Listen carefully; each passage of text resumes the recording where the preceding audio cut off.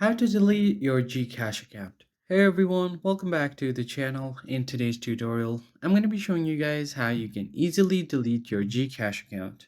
But before we get into it, make sure to head down below to give this video a big thumbs up and subscribe to the channel. Don't forget to hit the bell icon to get notified about our latest uploads as well. So the very first thing that you want to do is open up your GCash app and make sure that you are logged into the account that you want to delete. And once you are logged in, you'll see the profile icon at the bottom right corner along with transactions, QR, and inbox. So just tap on profile icon. And once you head over to your profile, you will see your profile name. And right beside your name, you will see this little right arrow. You just want to tap on that one.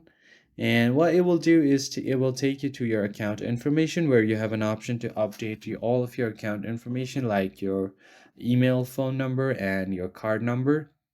And right below that, you will have an option to delete your account. So just tap on delete account and follow the on-screen instructions to completely delete your account. And it's as easy as that. I hope you found this tutorial helpful. I'll catch you guys on the next one.